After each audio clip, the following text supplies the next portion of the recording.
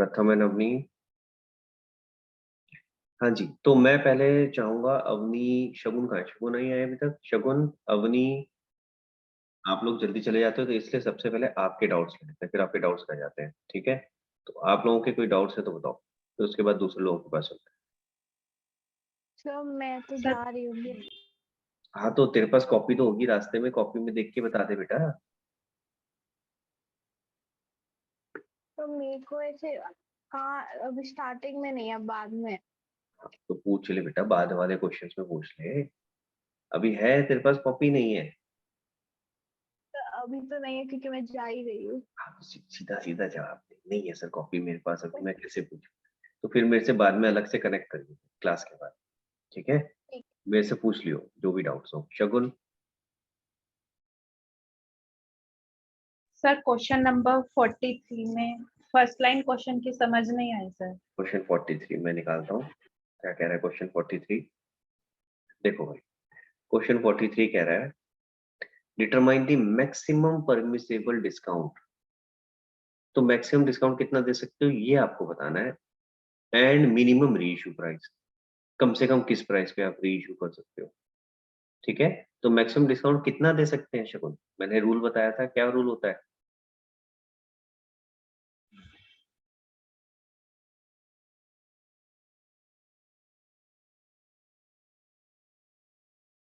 Sir जितना हमने 4 feet करा है उसके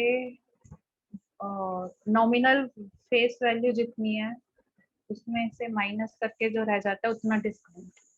बड़ा कंफ्यूज कर दिया तुमने। जितना हमने 4 फीट किया है उसमें नॉमिनल वैल्यू जितनी है उसमें से माइनस करके क्या बोल रही है? सिंपल रखना है, इतना कंफ्यूज क्यों करती है? सर अगर नॉमिनल फेस वैल्यू 10 है और हमने 4 फीटेड उसमें से बेटा 4 फीचर अकाउंट में क्या जाता है? अंदर वाली वैल्यू या बाहर वाली वैल्यू? अंदर वाली वैल्यू। फिर नॉमिनली आती है ना, तो फिर बार बार उसको कंफ्यूज मत करो ना, अननेसेसरी कंफ्यूजन मत करो, तो सिंपल रखो। सर जितना हमने 4 फीट किया है उतना मैक्सिमम डिस्काउंट दे, बोलो। जितना हमने 4 फीट किया है उतना ही डिस्काउंट दे सकते हैं। समझ आ गई बात? क्लियर है? यस तो सर। ऑब्वियसली हम नॉमिनल वैल्यू की ही बात कर रहे हैं क्योंकि 4 फीचर में हमेशा नॉमिनल वैल्यू की है। क्लियर हो गया? अब देखो पहला केस क्या है। A share of 10 originally issued at par on which application and allotment money 5 was received। तो इसका वो बनाओगे तो कैसे बनेगा?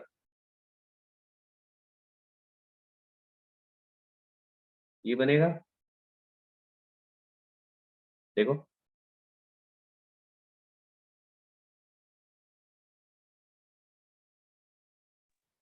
Yes sir.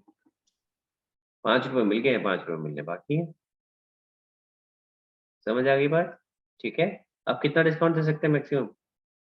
सर 5 रुपीज का। 5 का डिस्काउंट दे सकते हैं, तो 10 में से 5 गए तो रीइश्यू कितने पे कर सकते हैं? 5 रुपीज के। समझ आ गया? अब हो जाएगा? Yes sir. यस सर अब हो जाएगा। और कौन सा डाउट है शगुन?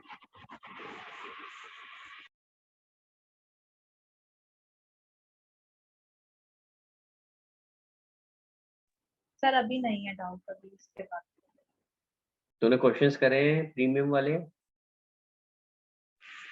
सर अभी कर रहे हैं, 2-3 क्वेश्चन करे हैं इसमें। बस यस सर। बेटा थोड़ा सा 64 से। पिकअप करो, इसको निपटाओ, क्योंकि अब मैं फास्ट चलूंगा फिर आप पीछे रह जाओगे, फिर समझ नहीं आएगा, ठीक है? और मुझे होमवर्क करके भेजो। बार बार बोल रहा हूँ, बार बार बोल रहा हूँ, लेकिन आप लोग नहीं भेज रहे। फिर मेरे को स्ट्रिक्ट होना पड़ेगा, फिर मैं आपको क्लासेस से निकालूंगा, फिर कहोगे सर ऐसा मत करो। समझ सर रहे हो क्या सेंड बोल रहा करा हूँ? था मैंने। मैं सबके लिए बोल रहा हूँ बेटा, इन जनरल बोल रहा हूँ। तो प्लीज जो आपने करा है वो मेरे को भेजो। ऐसे नहीं करो कि आपने करके रख लिया, कर तो लिया लेकिन रख लिया, फायदा कुछ नहीं, मैं देख नहीं पाऊंगा, फायदा क्या है? हाँ जी परीक्षा, पूछो क्या डाउट है? 51 मैच नहीं हुआ, 51 मैच नहीं किया। अच्छा, इससे पहले मैं एक बात और बताना चाहता हूँ, जो मैंने रिकॉर्डिंग करके भेजी थी, कि क्वेश्चन में ध्यान से देखना कि क्वेश्चन में आपको सिर्फ 4 फीचर और रीइश्यू की एंट्री करनी है या आपको सारी एंट्रीज करनी है, यानी एप्लीकेशन की, अलॉटमेंट की, वो सारी। तो अब ये कॉम्प्रिहेंसिव क्वेश्चन मैं कराऊंगा आपको, जिसके अंदर हम सारी एंट्रीज करना सीखेंगे, क्योंकि उसमें अटकोगे आप जब सारी एंट्रीज आएंगी। तो जो क्वेश्चन ऐसे हैं जिनमें सारी एंट्रीज करनी है, आप उसको मार्क करके रख लो। आप चाहे अभी करके देख सकते हो, करके देखो अपने आप एंट्रीज हो, ठीक है, लेकिन उसको मार्क करके रख लो कि ये वाले क्वेश्चन स्पेसिफिकली सर के साथ डिस्कस करने हैं। समझ आ रहा है मेरी बात? ठीक है, क्योंकि मेरे को आपको वो सिखाना है अभी टॉपिक कि अगर सारी एंट्रीज करनी आ गई तो उस कॉम्प्रिहेंसिव क्वेश्चन को कैसे करें। क्लियर हो गया गाइस? ठीक है, और क्वेश्चन में आइडेंटिफाई कैसे करेंगे, कोई बता सकता है कि सारी एंट्रीज कौन से क्वेश्चन में थी? कोई भी एक जना बताओ परीक्षा, कोई एक एग्जांपल दो। 40 क्वेश्चन 40 40 एग्जैक्टली बस 40। अच्छा, तो अगर 40th क्वेश्चन में अगर हम आते हैं, तो अगर आप वहां देखोगे तो आपको सारी इंफॉर्मेशन दी है, कितने ऑफर थे, अप्लाइड कितनी एप्लीकेशंस आई, सब कुछ दे रखा है। नीचे क्या लिखा है? 5 general entries in the books of Sangeeta limited to record the above transaction. क्या ये लिखा है? To record the forfeiture and reissue? ऐसा तो नहीं बोला। समझ आ रहा है मेरी बात? और क्योंकि आपको सारी इंफॉर्मेशन दी है और वो नेसेसरी एंट्रीज मांग रहा है ऊपर से रिलेटेड ट्रांजेक्शन की, तो हमें सारी करके दिखानी पड़ेगी। ठीक है, क्लियर हो गया? अब अगर किसी क्वेश्चन में आपको दे ही नहीं रखा कितना ऑफर था, कितना अप्लाइड था, और उसमें लिखा हुआ है पास नेसेसरी जर्नल एंट्रीज, तो फिर तो आप फोर फीचर ही कर सकते हो, फोर फीचर और रीइश्यू की। जब आपको दिया ही नहीं है ऑफर अप्लाइड ये सब क्या था, तो कैसे करोगे? ठीक है, तो क्वेश्चन को ध्यान से पढ़ो। क्वेश्चन की रिक्वायरमेंट बहुत इंपॉर्टेंट होती है, रिक्वायरमेंट पढ़ो क्या लिखा हुआ है। ठीक है, तो उसके हिसाब से आपको आंसर करना है। अब और कौन सा क्वेश्चन कहते हैं परीक्षा, बताओ सॉरी। 51 51 देखिए जरा, 51 कहाँ है? ओके, 51 देखते हैं। RP limited forfeited 1500 shares of Rahim of 10 each issued at a premium of 3 for non-payment of allotment. First for money, okay. Rahim had applied for 3000 shares. On these shares amount was payable as follows. बेटा ये वाला अभी नहीं कर पाओगे, 51 को आप circle करो, ये अगला वाला केस है, forfeiture in case of pro rata। ये अभी मैंने आपको कराया नहीं है, ठीक है? तो ये, और ये इंपॉर्टेंट क्वेश्चन लिख दो इसके ऊपर, क्योंकि ये बहुत इंपॉर्टेंट है। जब आप रिवाइज करोगे तो ये अलग से करना है आपको, ठीक है? ये वाले केसेस अलग से, जो स्पेसिफिक थोड़े स्पेसिफिक केसेस है ना, उनको अलग से रिवाइज करना है। ये वाला अच्छा क्वेश्चन है, इसको अलग से करना है। तो ये अगला जब आप केस कर लोगे ना, pro rata forfeiture in case of pro rata, तब कर पाओगे। इसमें आप अगर ध्यान से देखो, लिखा है रहीम ने 3000 अप्लाई करे थे, लेकिन उसके पास 1500 शेयर आए, 1500 फॉरफीट करे, 1500 आए ना, तो इसीलिए ये अभी नहीं कर सकते। और पूछो। 61 61 देखें जरा, 61 में क्या है? Venus limited was registered with N authorised share capital. इसमें आपको वो बनाने में दिक्कत आ रही होगी, क्या बोलते हैं, वर्किंग नोट।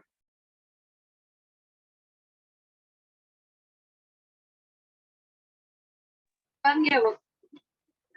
क्वेश्चन 61 था, यस 62 पढ़ रहा था। Slow and steady limited invited applications for 10,000 equity share, तो ऑफर हो गए 10,000, ठीक है? 10 रुपीज का है, जस्ट हाँ 10 रुपीज का है। Amount of the share was payable as follows, तो 10 रुपए पहले मैं नीचे लिख लेता हूँ। एप्लीकेशन पे 1 2 3 और 4, 1 2 3 और 4, ठीक है? All sum payable on application allotment and call were duly received with the following exception: A who held 200 shares failed to pay the money on allotment and calls। तो 200 शेयर्स के यहाँ पैसे नहीं आए, यहाँ पैसे नहीं आए, और यहाँ भी पैसे नहीं आए। क्लियर हो गया? उसके बाद B to whom 150 shares were allotted failed to pay the first and final call, तो 150 के यहाँ नहीं आए, 150 के यहाँ नहीं आए। C who had 50 shares did not pay the second and final call, यहाँ नहीं आए। कह रहे थे shares of A B C were forfeited, तीनों के फॉरफिट कर लिए, तो यहाँ भी एफ लिख दिया मैंने, यहाँ भी एफ लिख दिया, यहाँ भी एफ लिख दिया। सबका इंडिविजुअल एफ लिखो, क्योंकि रीजन बीइंग किसी किसी का फॉरफिट हो सकता है, किसी का हो सकता है मना कर दे फॉरफिट के, तो जब आपको एंट्री बनानी होगी तो फिर आप फंस जाओ, ठीक है? and were reissued for cash as fully paid up at a discount of 5%. तो आपका अगर आप ध्यान से देखो क्वेश्चन ने क्या कहा है, पास नेसेसरी जनरल एंट्रीज, बट क्या मैं सारी एंट्रीज कर सकता हूँ? मुझे दिया ही नहीं है कितनी एप्लीकेशन आई, तो मैं कर ही नहीं सकता। तो इसलिए मुझे यहाँ पे सिर्फ फोरफीचर और रीइश्यू की ही एंट्री पास करनी है। तो जरा देखते हैं एक बार फोरफीचर और रीइश्यू की एंट्री क्या बनेगी। Share capital to share forfeited to call in arrear, ठीक है। शेयर कैपिटल में कितना आएगा? अब देखो आप तीनों के तीनों एक ही स्टेज पे फोरफीट हो रहे हैं, देख रहे हो? तो जो सेकंड केस कराया था ये वो वाला हो गया परीक्षा, कि जब एक ही स्टेज पे फोरफीट होते हैं तो क्या होगा। तो ऐसे केस में अगेन मैं पहले एक को देख रहा हूँ, पहले वाले को 200 वाले को, तो बाकी सबको इग्नोर मारो। तो यहाँ कितना आएगा? 200 इंटू 10, 200 इंटू 1, 200 इंटू 9, ठीक है। फिर यहाँ बीच में प्लस आ गया, देन उसके बाद 150 पे फोकस करो और बाकी सबको इग्नोर मारो। 150 इंटू कितना आएगा? 10 में से हमें 3 मिल गए हैं, 7 मिलने बाकी, ठीक है। फिर उसके बाद 50 पे फोकस करते हैं। 50 10 रुपए मंगाए थे, 10 में से 6 रुपए मिल गए हैं, 4 रुपए मिलने बाकी। चेक करो क्या आपने यही किया था? मैंने 150 को 50 ले ली। क्या किया सी था? का भी सी की अमाउंट भी 150 शेयर्स ले ली, दूसरी का मतलब। समझ आ गया? हो जाएगा, चलो अब कर लेना। और बताओ कौन सा क्वेश्चन है? 63 63 देख लेते हैं एक बार। 63 क्या कहता है? कहता है quality hospitality limited incorporated with authorised capital 10 lakh, 1 lakh equity shares of 10 each, issued 50,000। यहाँ से शुरू करते हैं। तो ऑफर 50,000, उसके बाद 10 रुपए का शेयर था, तो ये 10 रुपए नीचे आ गए। कैसे कैसे हैं? कह रहा है 4 एप्लीकेशन पे है, 3 अलॉटमेंट पे है, and balance on first and final पर 4 3 7 और 3 10। The shares were subscribed and due amount were received except first and final call on 4,000 shares. तो यहाँ 4,000 शेयर्स के पैसे नहीं आए हैं। These shares were forfeited and later half the shares were reissued, ठीक है। तो इसमें चेक करते हैं, इसमें तो हो जाना चाहिए था यार, इसमें प्रॉब्लम क्यों हुई? हाँ जी, तो share capital share forfeited to call in area कितना कितना आएगा? देखो भाई, 4,000 मल्टीप्लाइड बाय 10 7 3, 4,000 21 नहीं 28 और 20। हाँ जी, यहाँ तक ठीक है। 40,000 28,000 12,000। इसके बाद आपने रीइश्यू किया, एंट्री आएगी बैंक टू शेयर कैपिटल। कितने रीइश्यू करे हैं? हाफ दी शेयर्स पर रीइश्यू, तो हाफ दी शेयर्स हो गए 2,000। यहाँ तक समझ आया भाई?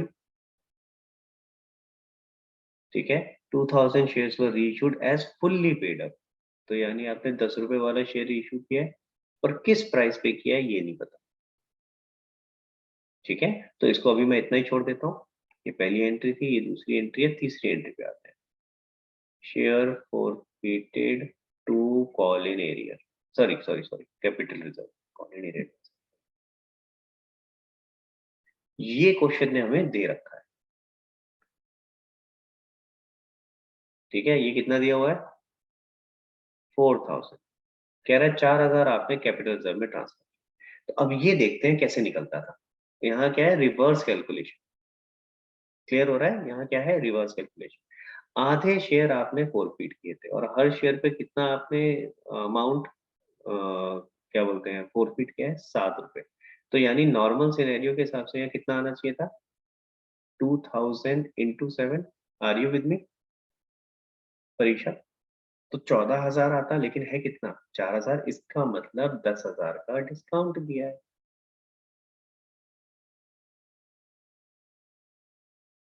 समझ आया? तो 10,000 का टोटल डिस्काउंट है, तो इसका मतलब है शेयर फॉरफिटेड यहाँ पे 10,000 से डेबिट हुआ होगा।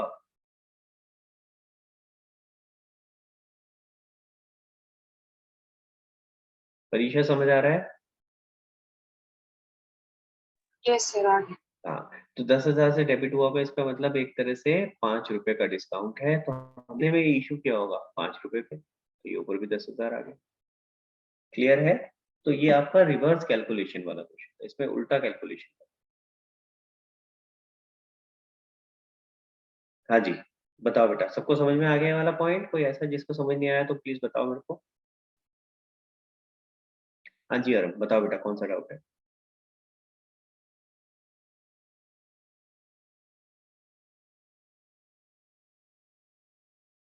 सर मैं कह रहा था कि मेरे मतलब थोड़े से क्वेश्चन बचे हैं प्रीमियम के।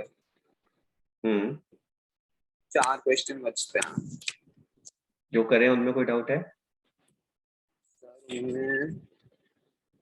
सर उनमें तो नहीं है। तो जो बचे हैं बेटा उसको निपटाओ और फिर नेक्स्ट क्लास में पूछना मेरे से जो भी डाउट होगा, ठीक है? नेक्स्ट क्लास तक सब निपटाना है बेटा ये। हाँ वृंदा।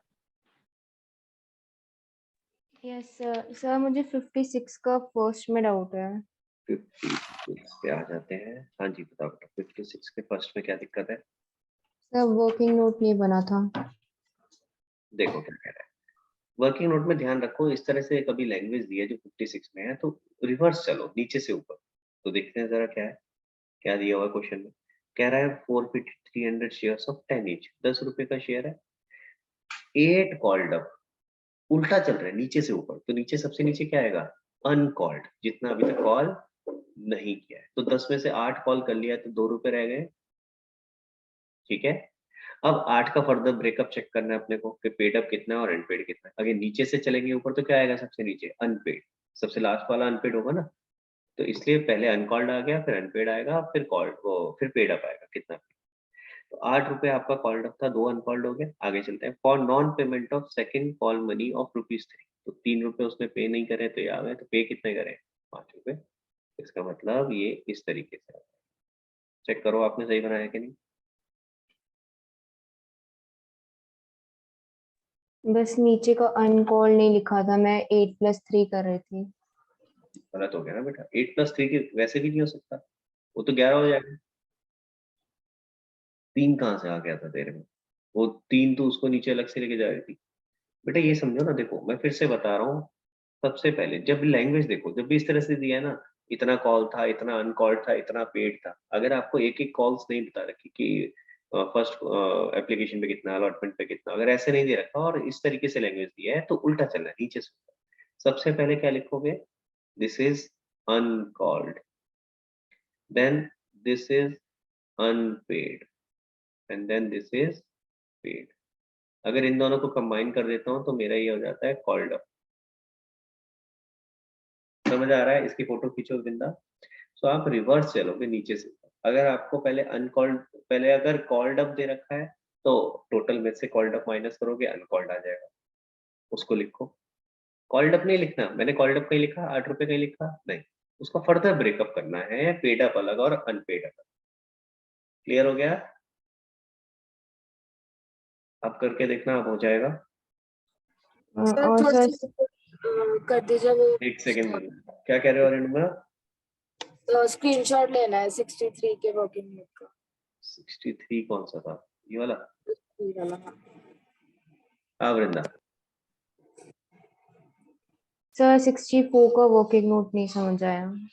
64 पे आ जाते हैं भाई। 64 देखते हैं,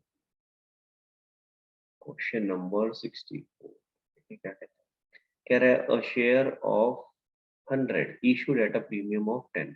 तो देखो मुझे ये तो समझ आ गया। अब देखो मैं बनाता कैसे हूँ, जैसे जैसे पढ़ता जा रहा हूँ जो मिलता जा रहा है मैं बना लेता हूँ। On which 80 including premium was called, 80 including premium, यानी कौन सी वाली वैल्यू की बात कर रहा है? बाहर वाली वैल्यू। प्रीमियम इंक्लूड करके तो इशू प्राइस की बात होगी ना। तो 80 इंक्लूडिंग प्रीमियम वाज कॉल्ड, इसका मतलब 30 आपका अनकॉल्ड है। Are you with me? लेकिन क्योंकि प्रीमियम तो कॉल हो चुका है, तो यानी ये वाला जो 30 बचा है ये तो सिर्फ नॉमिनल वैल्यू होगी। Are you with me? पहले यहाँ तक समझो, यहाँ तक समझ आया? चल सकता हूँ आगे? अब उस 80 का ब्रेकअप देखते हैं। 80 का ब्रेकअप क्या कह रहा है वो आगे कह रहा है N60 including premium was paid. Unpaid कितना हो गया 80 में से 60 किया 20। अगेन प्रीमियम अभी नहीं दिया हमने क्योंकि प्रीमियम पे हो चुका है, ठीक है। तो यानी ऊपर क्या आ जाएगा आपका 60 इंक्लूडिंग प्रीमियम वाज पेड, तो ये 50 प्लस 10 इज इक्वल टू 60 आ जाएगा। 60 कौन सी वाली वैल्यू है बाहर वाली, क्योंकि इंक्लूडिंग प्रीमियम होगा। चेक करो क्या मेरा टोटल मैच कर रहा है, तीनों की तीनों चीजें मैच हो रही है। अब हो जाएगा, यही प्रॉब्लम आ रही है वृंदा? Yes sir. कोई दिक्कत नहीं। तो ये मुश्किल वाला पार्ट है जो आप जहां अटक रहे हो, तो इससे कोई प्रॉब्लम नहीं है इसमें। ये शुरू में दिक्कत करता है बच्चों को ये कैसे बनाना है। तो अगर इसमें दिक्कत आ रही है तो कोई दिक्कत नहीं, आप करोगे जैसे जैसे प्रैक्टिस करोगे उतना ज्यादा क्लियर होता चला जाएगा। बस याद रखना है दो चीजें, एक तो नीचे से ऊपर चलना है रिवर्स, ठीक है। पहले अनकॉल्ड, फिर अनपेड, फिर पेड, ठीक है। और इस क्वेश्चन में जब प्रीमियम वाला केस था तो आपको ध्यान रखना है इंक्लूडिंग बोला है या एक्सक्लूडिंग बोला है। हाँ जी आरफ। सर मेरे भी प्रीमियम के 5 क्वेश्चन रहते हैं। हाँ वो तो मुझे पता है ना भाई, भाईचारा। उसने नहीं करे तू कैसे करेगा है? करना भाई, करके बताना, कोई डाउट है तो पूछ लो। Yes sir. सर मुझे 62 के वर्किंग नोट पड़ा। 62 बताओ उसमें क्या डाउट है भाई? 62 चलो जल्दी से कर लेते हैं इसको। और बाकी लोग जिन्होंने कैमरे बंद कर दिए हैं भैया ऑन कर लो। Venus Limited was registered with an authorized capital of 40 lakh divided into 4 lakh equity shares of 10 each.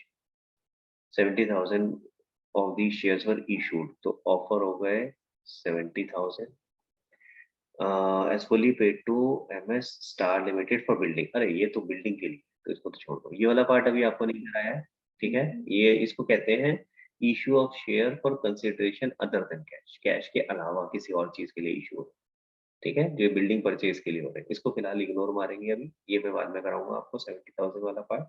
इसको लाइन अंडरलाइन करके रख लो ताकि बाद में जब करोगे तो आप ध्यान रखें। फिर अगला क्या है, आगे क्या कहता है, कह रहा है 2 lakh shares were issued to public. ये है जो कैश के लिए इशू हो रहे हैं, ठीक है। बनाते जरा क्या है भाई। हाँ जी 3 2 2 3, तो कितना हो गया 3 2 5 और 5 10, सॉरी 10, ठीक है। The amount received on these shares were as follows। 1 lakh shares full amount called, 1 lakh पे तो पूरा का पूरा मिल गया। 2 लाख ऑफर किया था ना हमने, तो मान के चलो 2 लाख ही आपकी एप्लीकेशन आई होंगी तभी ये पूरी कहानी है। नीचे आगे दे तो रखा नहीं उसने कितनी एप्लीकेशन आई, तो यही मान के चलो। अब नीचे टोटल करोगे तो 2 लाख बन रहा होगा, 1 लाख 60 30 10 इनका टोटल करोगे 2 लाख 15 देखो। तो उसमें से 1 लाख के तो पूरे पैसे आ गए, 60,000 के 7 रुपए आए। तो 7 कौन से आए होंगे, 3 2 5 और 2 7। Are you with me? यानी Yes, कि sir. इन 60,000 के ये पैसे नहीं आए। आखिरी बार क्लियर हुआ? Yes, sir. आगे चलते हैं। कह रहा है 30,000 के 5 रुपए आए, तो ऊपर के 2 5 आए होंगे, तो ये भी नहीं आए और ये भी नहीं आए। क्लियर है? और जो 10,000 है उसके सिर्फ 3 आए हैं। 10,000 के ये भी नहीं आए, ये भी नहीं आए, ये भी नहीं है। अरे उल्टा बता देता, हमारा अजीब सा बनवा दिया वर्किंग नोट। क्या है, ऐसे ही तो बनेगा ये 3 2 2 3। एंड अगर मैं इसको ऐसे लिखूं, बात तो सेम है, हम ऐसे लिखते हैं थोड़ा समझ में आ जाता है। ये देखो, और यहाँ पे 30,000 30,000 और यहाँ पे 60,000, वो थोड़ा सा लिखने में अजीब हो गया। हाँ जी अभी क्लियर हुआ? अब हो जाएगा? Yes, sir. बताओ भाई, और किसी को कोई डाउट? और आ रहा कोई डाउट? सर अभी तो नहीं था। चलो तो फिर आज की क्लास यहीं पे खत्म करते हैं। आप प्लीज अपने अपने क्वेश्चन जो 2 क्लासेस के मैंने आपको बता रखे हैं वो खत्म करोगे। आप issue of shares at premium के सारे क्वेश्चंस करोगे। अब इस अगला टॉपिक जो रह गया है वो मैं आपको कराऊंगा नेक्स्ट क्लास में। इशू ऑफ, सॉरी क्या था, 4 feature with pro rata. 4 feature with pro rata एक वो करना है, और उसके बाद एक कॉम्प्रिहेंसिव क्वेश्चन पूरा सीखना है कि अगर पूरा कॉम्प्रिहेंसिव क्वेश्चन आ गया जिसके अंदर हमें सारी एंट्रीज करनी है तो कैसे करें, ठीक है, क्लियर हो गया। तो will do these two things in the next class and then आपका forfeiture issue I think खत्म हो जाएगा इसमें। देखें एक बार जरा, कॉम्प्रिहेंसिव क्वेश्चन हो गया। ओके, एक छोटा सा केस और आ जाएगा, four feature in case of pro rata plus premium, I think बस दैट इज इट, बस खत्म। तो फिर आपका ये मेजर पोर्शन सारा इस चैप्टर का खत्म हो जाएगा। तो छोटे छोटे टॉपिक रह जाएंगे, issue of shares for consideration other than cash, balance sheet, cash book, छोटे छोटे टॉपिक रह जाएंगे। मेजर पोर्शन आपका और जो मोस्ट इंपॉर्टेंट पोर्शन था फॉर फ्यूचर इशू वाला वो खत्म हो जाएगा, ठीक है। तो नेक्स्ट क्लास में हम उसको कोशिश करते हैं, नेक्स्ट या नेक्स्ट टू नेक्स्ट क्लास तक ये हमारा खत्म हो जाएगा। क्लियर है गाइस? स्निग्धा, इशू डिवेंचर में पहुंच गई होंगी तुम्हारी टीचर तो? नहीं सर, आज ही ये चैप्टर खत्म हुआ। अरे आज ही खत्म और हुआ, मुझे लगा था अब तक पहुंच चुके होंगे। नहीं, अभी बैलेंस शीट और कैश बुक सिखाना बाकी है। तो खत्म नहीं हुआ अभी, तो बचा है अभी। हाँ। फिर हम ज्यादा पीछे नहीं है फिर, है हाँ। Even after taking week break बहुत ज्यादा पीछे नहीं है। अगर ब्रेक नहीं लिया होता फिर तो हम साथ साथ होते। चलो गुड गुड गुड, समझ में आ रही है चीजें? Yes sir. चलो क्लियर है बेटा, तो अपने अपने निपटाओ और फिर नेक्स्ट क्लास में हम इसको क्लोज करते हैं। Okay guys, thank you so much, bye everyone.